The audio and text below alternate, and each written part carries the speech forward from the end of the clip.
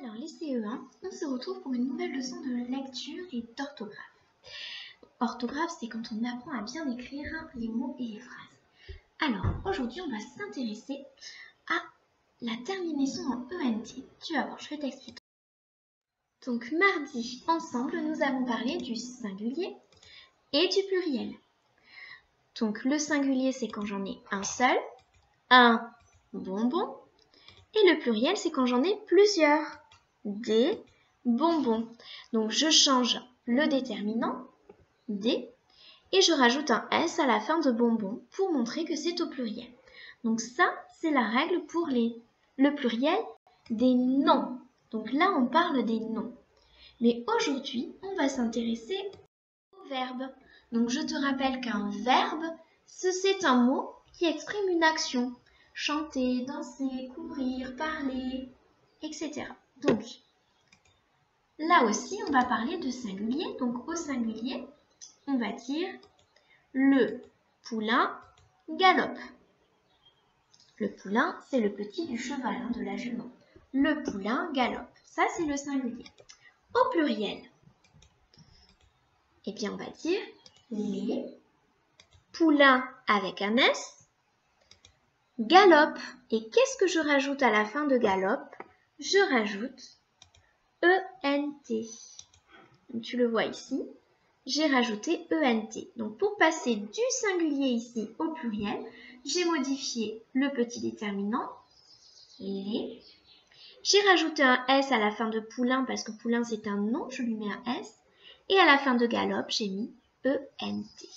Voilà, parce que galope, c'est un verbe.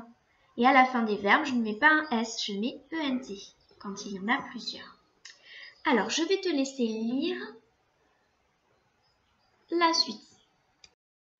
Donc, pour s'entraîner, regarde bien, première phrase, la souris danse.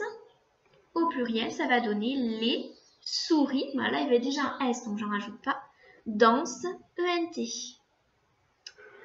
Un moustique pique au singulier.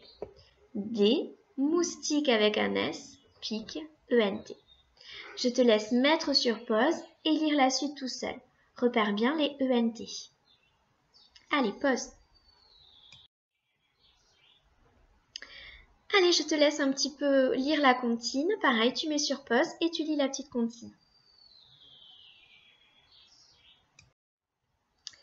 Maintenant, ça va être à toi de jouer. Donc, sur ton cahier, tu vas recopier les phrases en les mettant au pluriel. Donc, n'oublie pas de bien changer le déterminant, de mettre un S à la fin du nom et de mettre ENT à la fin du verbe. À toi de jouer. Tu mets sur pause, tu prends le temps de travailler et on se retrouve juste après pour le corriger.